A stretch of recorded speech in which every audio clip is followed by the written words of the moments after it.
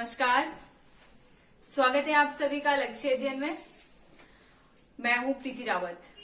तो आज जिस टॉपिक के ऊपर हम डिस्कस करने जा रहे हैं वो है रेगुलेटिंग एक्ट 1773 यानी कि 1773 का रेगुलेटिंग एक्ट। ठीक है, तो हम सबसे पहले तो ये जान लेंगे। आपको ये लग रहा होगा कि मैं ये बीच में क्यों स्टार्ट कर रही हूँ, क्यों मैं अभी मॉडर्न हिस्ट्री का प्रॉपर टॉपिक नहीं चले हैं। मैं आपको मॉडर्न हिस्ट्री का प्रॉपर टॉपिक वाइज ही चलाऊंगी, लेकिन ये जो रेगुलेटिंग एक्ट और पिट्स इंडिया एक्ट 1857 की क्रांति यानी कि भारत का अगर संवैधानिक इतिहास की बात करें तो यहाँ से क्वेश्चन बहुत ज्यादा बनते हैं।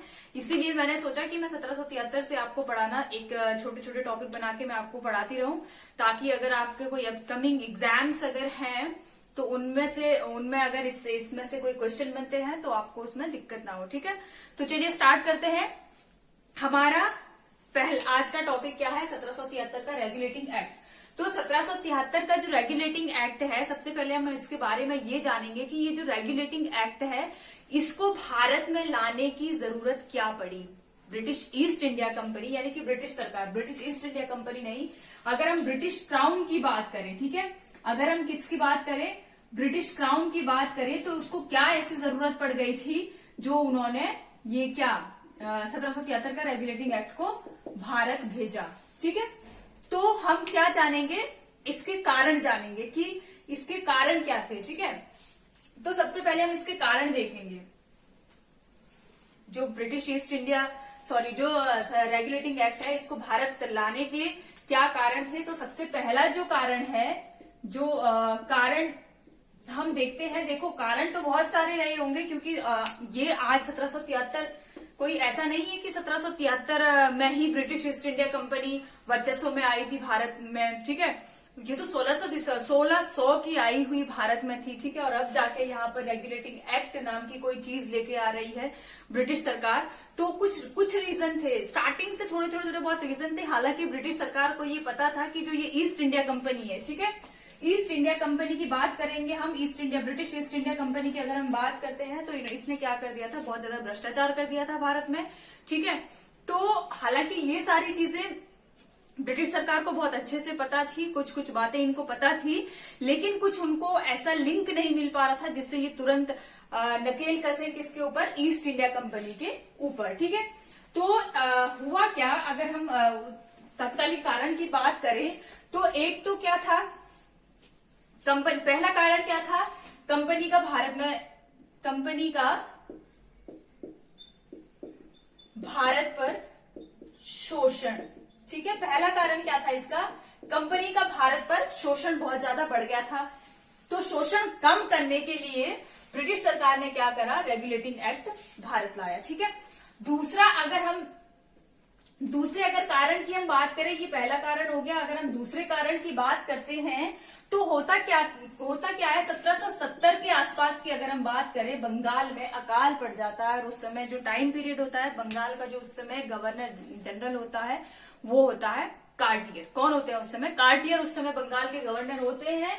और 1769 से 72 तक का उनका टाइम पीरियड चलता है। और इसी समय क्या हो जाता है, बंगाल में अकाल पड़ जाता है। जब बंगाल में अकाल पड़ता है तो 1770 से अकाल पड़ा हुआ है बंगाल में, और इस समय क्या हो जाती है, कंपनी की जो स्थिति होती है, ठीक है, कंपनी की आर्थिक स्थिति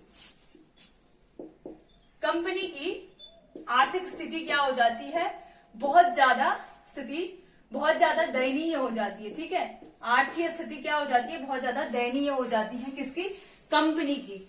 ठीक है, ईस्ट इंडिया कंपनी, EIC लिखूंगी मैं यहाँ पे, ईस्ट इंडिया कंपनी, तो आप इसे समझ जाइएगा। ठीक है, तो ये कंपनी जो मैं लिख रही हूँ इसका मतलब है ब्रिटिश ईस्ट इंडिया कंपनी। ठीक है, तो इसकी आर्थिक स्थिति दयनीय हो जाती है। अब होता क्या है, यहाँ पे आर्थिक स्थिति इतनी डावाडोल है क्योंकि बंगाल में अकाल पड़ चुका है भारत में, और ये लोग ब्रिटिश ईस्ट इंडिया कंपनी के पास पैसे नहीं है। क्यों नहीं है, क्योंकि बंगाल में अकाल पड़ गया है, पैसा तो इनको भारत से ही मिल रहा था। ठीक है, तो कंपनी की स्थिति बहुत ही ज्यादा, आर्थिक स्थिति गिर जाती है, जिसकी वजह से क्या करती है, ये इनकी स्थिति दयनीय हो जाती है। और स्थिति खराब होने के बावजूद भी ये क्या कहती है, 12% का प्रॉफिट दिखाती है। ठीक है, क्या करती है? 12% का प्रॉफिट दिखाती है। किसको? ब्रिटिश सरकार को। क्योंकि होता क्या है, जब हमने पढ़ा था, मैं इससे पहले मैं आपको, जब अंग्रेजों का जब भारत आगमन होता है तो एक राजलेख उनको देते हैं, राजपत्र उनको मिलता है। किसके द्वारा? रानी एलिजाबेथ के द्वारा उनको राजपत्र मिलता है और उसमें ये सारी बातें लिखी होती है। क्यों? क्योंकि उस समय रानी एलिजाबेथ भी क्या होती है? कंपनी में एक साझेदार के रूप में होती है। तो उन्होंने राजपत्र में क्या लिखा था कि हर साल क्या करनी है?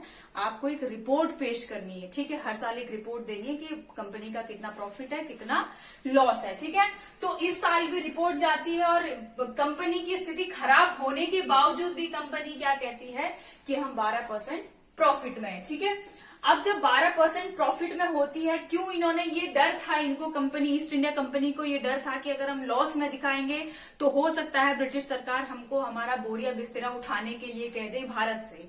ठीक है, इसी डर से इन्होंने क्या करा? 12% प्रॉफिट में दिखाया कि अगर हम प्रॉफिट में दिखाएंगे तो शायद हो सकता है कि हम यहाँ और समय तक रहे। और अब इस समय ब्रिटिश ईस्ट इंडिया कंपनी वापस नहीं जाना चाहती थी। क्यों? क्योंकि ये 1757 का प्लासी का युद्ध भी लड़ चुकी थी और 1764 का बक्सर का युद्ध भी लड़ चुकी थी और दोनों में ही विजय प्राप्त कर चुकी थी। कौन? British east India company.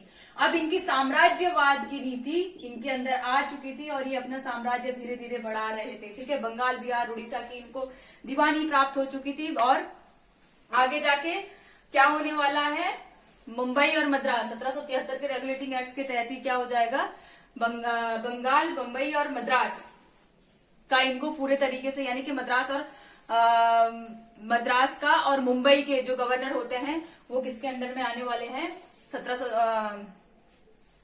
Bengal के गवर्नर जनरल के अंडर आने वाले। ठीक है, तो अब ये किसी भी कंडीशन से वापस नहीं जाना चाहती थी, अभी तो बिल्कुल भी नहीं। ठीक है, जाएंगी लेकिन अभी नहीं। ठीक है, तो क्या दिखाती है? 12% का प्रॉफिट दिखाती है। क्यों? क्योंकि इनको भारत में और रहना था, डर था।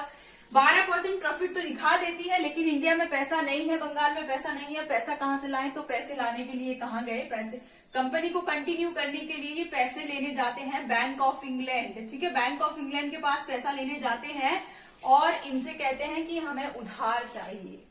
क्या चाहिए? हमें उधार चाहिए। जब ये उधार लेने के लिए बैंक ऑफ इंग्लैंड के पास जाते हैं तो ये बात पता चलती है लॉर्ड नॉर्थ को। किसको पता चलती है? नॉर्थ को पता चलती है। और जो नॉर्थ होते हैं उस समय वो क्या होते हैं? ब्रिटेन में प्रधानमंत्री होते हैं। ठीक है, क्या होते हैं ये?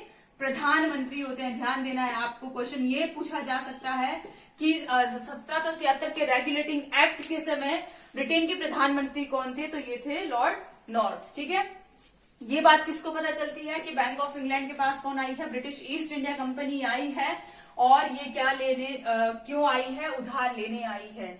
अब जब लॉर्ड नॉर्थ के दिमाग में एक बात आती है कि जब 12% प्रॉफिट से आप गुजर रहे हो, जब आपके पास 12% प्रॉफिट है तो फिर आप उधार क्यों मांग रहे हो? आप उस 12% प्रॉफिट से अपनी कंपनी को कंटिन्यू कर सकते हो। ठीक है, लॉर्ड नॉर्थ को ये बात बड़ी अचंभित लगी और उन्होंने क्या किया? उन्होंने एक किसका गठन किया? एक सीक्रेट कमेटी। किसका गठन किया?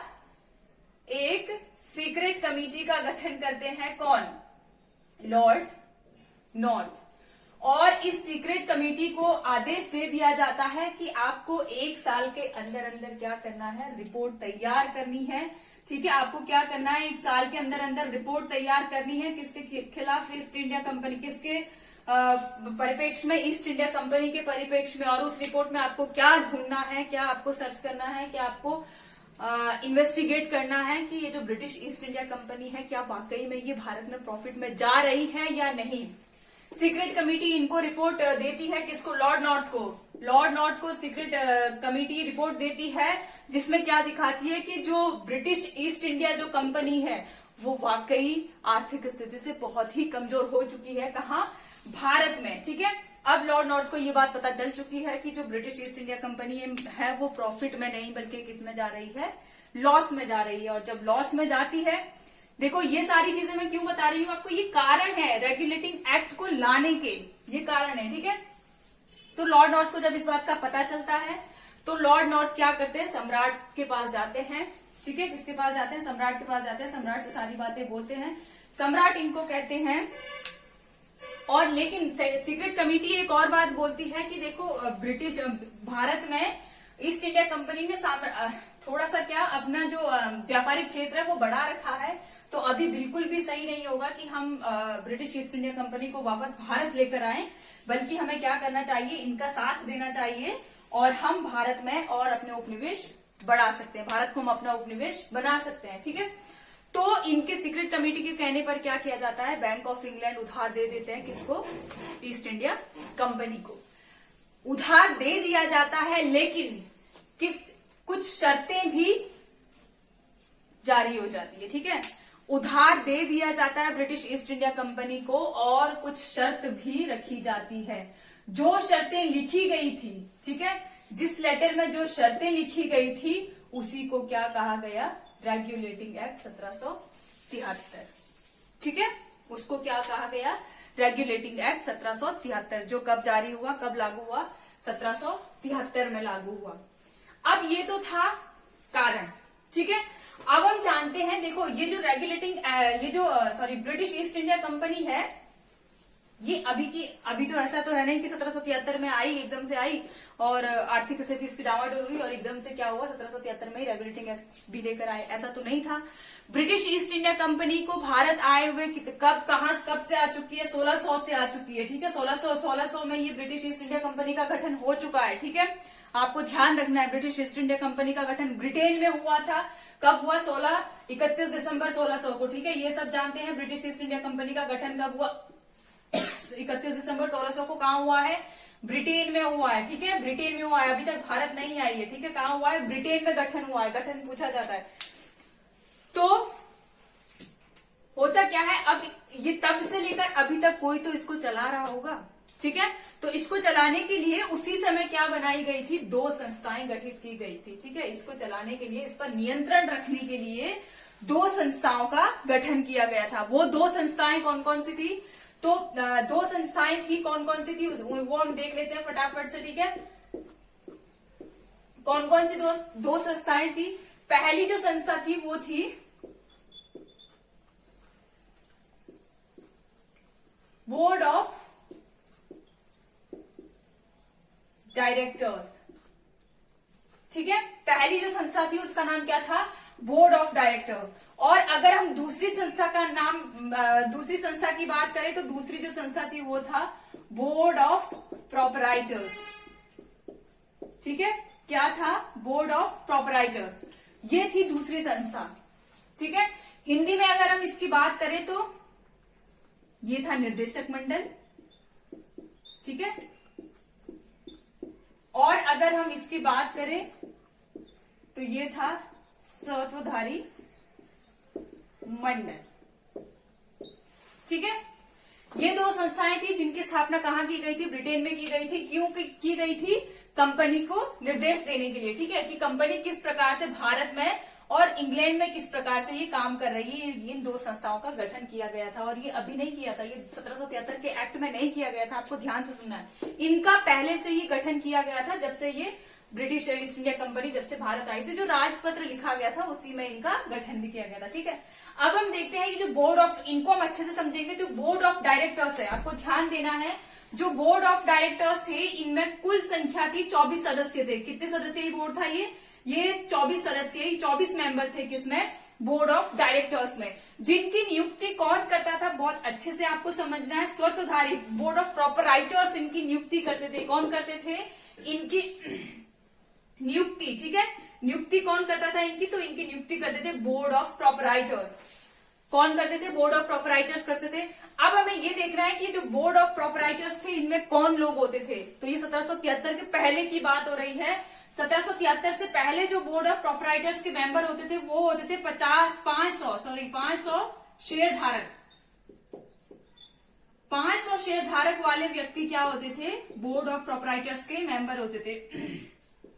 ठीक है, जो किसमें पार्टिसिपेट करते थे, बोर्ड ऑफ डायरेक्टर्स को नियुक्त करने में। ठीक है, जिनका मतदान कहा जाता था बोर्ड ऑफ डायरेक्टर्स को नियुक्त करने में। और ये जो बोर्ड ऑफ डायरेक्टर्स की नियुक्ति होती थी ये प्रति वर्ष होती थी। क्या होती थी, प्रति वर्ष नियुक्ति होती थी, यानी कि हर साल बोर्ड ऑफ डायरेक्टर्स की नियुक्ति होती थी। हर साल बोर्ड ऑफ डायरेक्टर्स चेंज होते थे, बदलते थे, या वही होंगे जो भी रहे होंगे, लेकिन इनका जो इलेक्शन था, इनकी जो नियुक्ति होती थी वो प्रतिवर्ष होती थी, हर साल होती थी।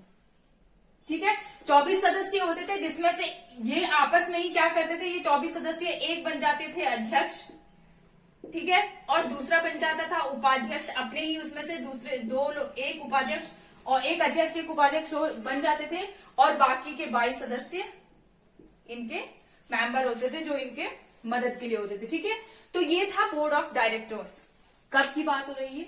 1773 के रेगुलेटिंग एक्ट से पहले की बात हो रही है। ठीक है, अब हम कहते हैं कि ये रेगुलेटिंग एक्ट आया और इसका क्या उद्देश्य था। ठीक है, ये था बोर्ड ऑफ डायरेक्टर्स 1773 से पहले का, board of directors and board of proprietors. ठीक है, ध्यान देना है आपको। निदेशक मंडल, सत्ताधारी मंडल, 24 सदस्य थे, जिनकी नियुक्ति कौन करता था?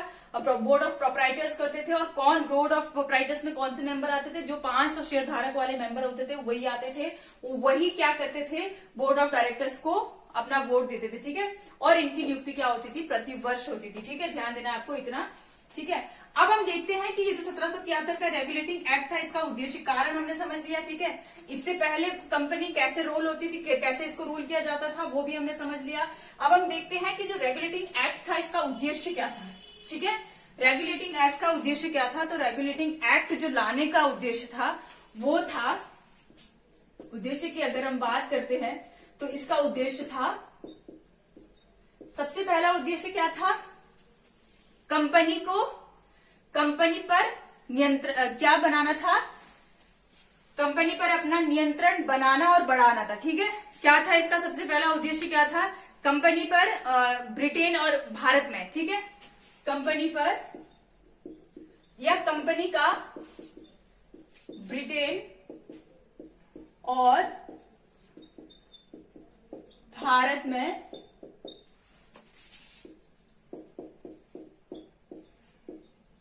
शासन व्यवस्था को सुचारू रूप से चलाना। ठीक है, ध्यान देना है आपको। ठीक है, और दूसरा, इसका जो दूसरा उद्देश्य था वो क्या था? पहला उद्देश्य तो ये था कि कंपनी का जो ब्रिटेन और भारत में, देखो जो ब्रिटेन में कौन लोग थे? सत्ताधारी लोग, और ये निदेशक मंडल ये ब्रिटेन में तो था। तो रेगुलेटिंग एक्ट का क्या उद्देश्य था कि जो ब्रिटेन में लोग हैं कंपनी के, उनका, और भारत में जो लोग हैं उनका जो शासन है उसको सुचारू रूप से चलाना। पहला उद्देश्य तो रेगुलेटिंग एक्ट का ये था। दूसरा था कि कंपनी में जो क्या हो गया था, कंपनी में व्याप्त दोषों को, ठीक है, कंपनी में व्याप्त दोषों को समाप्त करना। ठीक है, दूसरा उद्देश्य क्या था इसका? कंपनी में व्याप्त दोषों को समाप्त करना था। किसका उद्देश्य था ये? तो ये था रेगुलेटिंग एक्ट 1773 का। ठीक है, अब हम आगे देखते हैं कि जो 1773 से पहले जो कंपनी रोल कर रही थी, जो जिस तरीके से कौन board of directors and board of proprietors जो चला रही थी कंपनी, इसमें चेंजेस क्या लाते हैं 1773 के रेगुलेटिंग एक्ट में? इसमें क्या चेंजेस आते हैं? तो बदलाव देखते हैं हम। ठीक है, ये जो बोर्ड ऑफ प्रोपराइटर्स है और जो बोर्ड ऑफ डायरेक्टर्स के लोग हैं, इनमें क्या बदलाव आता है? तो देखो, हमने क्या पढ़ा था? बोर्ड ऑफ डायरेक्टर्स, ठीक है, और दूसरा हमने क्या पढ़ा था? Board of proprietors. ये पढ़े हमने। ठीक है, board of directors and board of proprietors. तो अब इसमें हमने क्या देखा है कि ये कितने लोग थे? 24 सदस्य थे। ठीक है, कितने हैं ये? 24 सदस्य हैं। और यहाँ पर क्या बोला हमने? कौन लोग होते थे जिनपे 500 का, ये कौन लोग थे जो 500 शेयर धारक थे? इससे पहले की बात हो रही है। ठीक है, जब तक ये क्या नहीं आया था, जब तक 1773 का रेगुलेटिंग एक्ट नहीं आया था, ये तब तक की बात हो रही है। लेकिन रेगुलेटिंग एक्ट 1773 के आते ही सबसे पहला बदलाव क्या होता है? इसकी जो नियुक्ति प्रतिवर्ष होती थी, ठीक है, बोर्ड ऑफ डायरेक्टर की जो नियुक्ति प्रतिवर्ष होती थी, उसको कितने साल बढ़ा दिया? 4 साल। ठीक है, 4 साल बाद क्या होगी? बोर्ड ऑफ डायरेक्टर्स की नियुक्ति होगी। यानी कि हर साल नहीं, अब हर साल का झंझट खत्म। क्या कर दिया? 4 साल बाद नियुक्ति होगी किसकी? बोर्ड ऑफ डायरेक्टर्स की। और यहाँ पर जो 500 शेयर धारक थे उनको हटाकर क्या करा इसने, ये कब की बात हो रही है, अब हो रही है रेगुलेटिंग एक्ट 1773 में जो बदलाव लिखे गए थे, ठीक है, जिसकी वजह से ये नाम पड़ा है इसका, ठीक है। तो 1000 शेयर धारक, ठीक है, इसमें अब कौन लोग आने लग गए, जिनके जो 1000 शेयर धारक होते थे, यानी कि जिनके पास 1000 शेयर होते थे, वही लोग क्या कर सकते थे, बोर्ड ऑफ डायरेक्टर्स को नियुक्त कर सकते थे। बोर्ड ऑफ प्रोप्राइटर्स कौन कहलाने लगे, 1000 शेयर धारक, ठीक है। इसमें भी कौन पार्टिसिपेट कर सकता था, 1000 शेयर धारक, ऐसा नहीं कि मैंने आज ही मेरे पास 1000 शेयर आए तो मैं बोर्ड ऑफ डायरेक्टर्स की नियुक्ति कर सकती हूँ, नहीं। इसमें भी कंडीशन क्या थी, इसमें क्या कंडीशन थी कि जो ये 1000 शेयर धारक है, इसने कम से कम कंपनी में कब इसने इन्वेस्ट किया होना चाहिए, 1 साल पूर्व, ठीक है, 1 साल पहले से वो क्या होना चाहिए, 1000 शेयर धारक का मेंबर होना चाहिए, तभी वो इसमें नियुक्ति कर सकता है। ऐसा नहीं कि अभी आया और तुरंत अभी आप वोट दे सकते हो, ऐसा नहीं, ठीक है। तो ये थे, और इसमें और चीज क्या बदलाव लाए, इसमें बहुत इंपॉर्टेंट जो बदलाव था वो क्या था, सबसे इंपॉर्टेंट जो बदलाव था वो था ये जो बोर्ड ऑफ डायरेक्टर्स है, ठीक है, 4 साल बाद इनकी नियुक्ति होती थी, ठीक है, और प्रतिवर्ष, ध्यान देना है, प्रतिवर्ष 1/4, ठीक है, प्रतिवर्ष 1/4 सदस्य क्या करते थे, अवकाश ग्रहण करते थे, ठीक है, प्रतिवर्ष 1/4 सदस्य क्या करते थे, अवकाश ग्रहण करते थे, ठीक है, अवकाश ग्रहण करते थे, यानी कि 24 का 1/4, यानी कि 6 सदस्य प्रतिवर्ष क्या करते थे, अवकाश ग्रहण करते थे, ठीक है, 6 सदस्य क्या करते थे, प्रतिवर्ष अवकाश ग्रहण करते थे। तो ये था जो बाद में बदलाव लाए गए, ठीक है। अब हम देखते हैं ये जो बदलाव लाए थे, इसके साथ साथ और जो इन्होंने कार्य किए, रेगुलेटिंग एक्ट ने, ये तो बदलाव था, अब इन्होंने क्या कार्य किए, ठीक है। तो सबसे पहले इन्होंने क्या किया, एक भारत के परिप्रेक्ष्य में अगर बात करें तो सबसे पहला भारत के परिप्रेक्ष्य की अगर बात करें, ठीक है, अगर हम यहाँ पे लिख दें भारत के परिप्रेक्ष्य, ठीक है, तो भारत के परिप्रेक्ष्य की अगर हम बात करें तो सबसे पहला ये क्या काम करते हैं, जो बंगाल का गवर्नर होता है, अभी तक जो क्या चल रहा था, बंगाल का गवर्नर पद चल रहा था अभी तक, तो जो बंगाल का गवर्नर होता है, ठीक है, जो बंगाल का गवर्नर होता है उसको क्या बना दिया जाता है, बंगाल का गवर्नर जनरल, क्या बना दिया जाता है इसको, बंगाल के गवर्नर को 1773 के रेगुलेटिंग एक्ट के तहत क्या बना दिया जाता है, बंगाल का गवर्नर जनरल। और इस स्थिति में बंगाल का जो प्रथम गवर्नर जनरल होता है वो होता है वारेन हेस्टिंग। कौन होता है, प्रथम गवर्नर जनरल कौन होता है, वारेन हेस्टिंग। और अगर अंतिम गवर्नर की बात करें, बंगाल का अगर अंतिम गवर्नर की बात करें तो अंतिम गवर्नर भी कौन था, वारेन हेस्टिंग था। क्यों, होता क्या है, यहाँ पे आपको ध्यान से समझना है क्योंकि यहाँ पे बहुत कंफ्यूजन होता है बहुत सारे बच्चों को, ठीक है। तो होता क्या है, जो वारेन हेस्टिंग का अगर हम टाइम पीरियड देखें तो 1772 से 1785 तक रहते हैं ये, ठीक है, 1772 से 1785 तक भारत में रहते हैं। और रेगुलेटिंग एक्ट कब आते, ये बंगाल के गवर्नर कब बनते हैं, 1772 में बनते हैं। और रेगुलेटिंग एक्ट कब आ रहा है, 1773 में, ठीक है। तो 1772 में ये बंगाल के गवर्नर बनते हैं, इसी बीच क्या आ जाता है, 1773 का रेगुलेटिंग एक्ट आ जाता है, ठीक है। जैसे ही रेगुलेटिंग एक्ट आता है उसी समय क्या हो जाता है, ये जो यहाँ पर ये, क्योंकि अभी तक तो ये गवर्नर के पद पर नियुक्त हुए थे, कहाँ, बंगाल में, लेकिन 1773 के रेगुलेटिंग एक्ट जैसे ही बीच में आता है तो यहाँ का जो गवर्नर होता है यहाँ का, ये क्या बन जाता है, गवर्नर जनरल पद इसका, यानी कि जनरल भी आगे जुड़ जाता है। अभी तक सिर्फ गवर्नर नाम होता है, अब क्या होता है, गवर्नर जनरल हो जाता है। तो 1773 से 1785 तक ये क्या रहते हैं, गवर्नर जनरल रहते हैं, कहाँ के, बंगाल के, ठीक है। तो अगर ट्रिकी क्वेश्चन कभी ये आ गया कि बंगाल का अंतिम गवर्नर कौन थे, तो अंतिम गवर्नर कौन थे, वारेन हेस्टिंग। क्यों, क्योंकि अभी तक 1772 तक गवर्नर पद चल रहा था, तो उस हिसाब से क्या हो जाएगा कि अंतिम गवर्नर भी कौन होंगे, वारेन हेस्टिंग होंगे। और प्रथम गवर्नर जनरल की अगर बात करें तो भी कौन होंगे, तो भी वारेन हेस्टिंग होंगे, ठीक है। तो यहां तक समझ में आ गया, गवर्नर पद आ गया। दूसरा जो हम देखते हैं कि यहाँ पे और एक चीज बदलाव वो क्या लाते हैं, तो यहाँ पर एक सबसे बड़ा बदलाव जो लाते हैं 1773 का रेगुलेटिंग एक्ट, वो क्या करते हैं, गवर्नर जनरल की कार्यकारिणी परिषद का गठन करते हैं। कार्यकारिणी परिषद, ठीक है, गवर्नर जनरल की कार्यकारिणी परिषद का गठन करते हैं, ठीक है। और ये जो कार्यकारिणी परिषद का गठन होता है, इसमें कितने सदस्य होते हैं, इसमें सदस्यों की संख्या होती है कितनी, सदस्यों की संख्या कितनी होती है, 4, ठीक है। कितने सदस्य होते हैं, 4 सदस्य होते हैं। और वो 4 सदस्य कौन कौन होते हैं उनको हम जान लेते हैं। सबसे पहला जो नाम होता है इसमें वो होता है क्लेवरिंग,